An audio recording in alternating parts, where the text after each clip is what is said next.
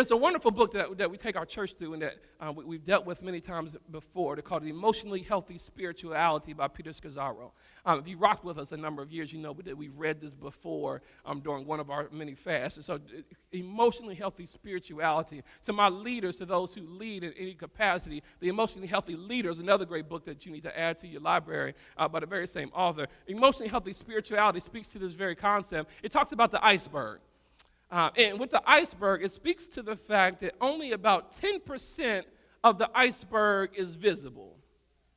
10% of the iceberg is visible to the eye, and this 10% represents the visible changes that we make that others can see. However, it says that 90% comes out when we're under stress. In other words, 10% is who I am on Sunday mornings. Yeah, what you see on top of the water is who I am when I park in the parking lot, when I roll through and I'm hugging people, when I'm smiling and I'm excited because I'm coming into worship. 10% is during praise and worship when we're lifting up holy hands. 90% happens on Monday when I'm in traffic, on my way to work, when I first see my boss. Not 90% happens when my kids act up. Not 90% happens when me and my spouse are beefing. Not 90% happens when finances start acting up. 90% happens when creditors call. Not 90% happens when I'm stuck and I get a doctor's report that I didn't want to hear. Not 90% happens when I have no way how to figure out what I'm dealing with. And when people are under pressure, they have a tendency to act like where they came from. Okay, Pastor Mike, I need you to help me on this because we got to get free. Because you'd be surprised how God will give you a new situation and you'll ruin it with an old method. Who come here? Because you'd be surprised at people who left their previous church and because they were frustrated with not being fed and not being taught. And they said, well, I didn't come for the fashion show. I didn't come with all the silliness and all the things and the games they were playing. If you're not careful, watch this, because you'll come to your new church and you'll recreate the same environment that you fought to get out of because if it is difficult to break the bondages of your past, even though you hated them. Okay, let me go ahead and drop it in and give it to you in a way that you understand, because you'd be surprised at some of the women in this room who resented their mothers in the way that they raised them, yet when their back is against the wall, they'll turn around and act just like their mamas. Oh, I got to deal with the fact that they will curse where they are with the methodology of where they've been, and because they can't break the habit of responding to this as if it were that. And so we got to deal and address the very same thing, because please understand, more money doesn't fix that.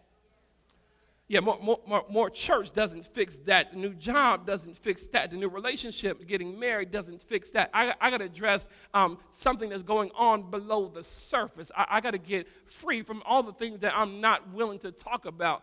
Because watch this, one of the issues that we deal with many in our families, and the reason why many of us are dealing with the 90% or never address it, because we've been taught, don't talk.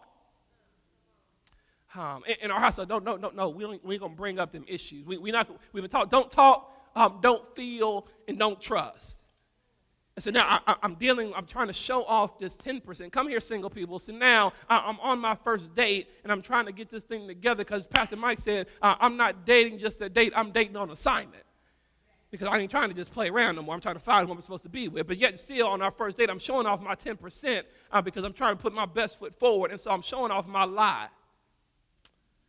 Oh, it got real quiet with some of my single people. And so now, I don't find out about the 90% till after we done passed the altar. So we've been married 5 years, 10 years, 15 years, and that 90% starts revealing itself. And I'm tripping because I'm thinking there's something wrong with you.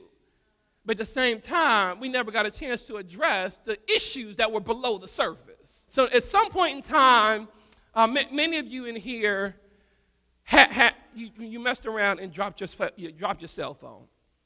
So you dropped your cell phone, and what took place was you cracked your screen. And so now here's your dilemma, because you told yourself, well, in order for me to get a new screen, I got to pay this deductible. Deductible is like $200. I ain't really got it right now. That $200 could be going somewhere else. So I'm just going to watch this. I'm just going to go ahead and suffer through this cracked screen.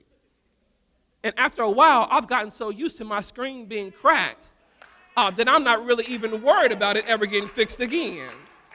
And so watch this. You are never reminded about the fact that your screen is cracked until somebody who has a clear screen comes up on you and say, what's wrong with your screen?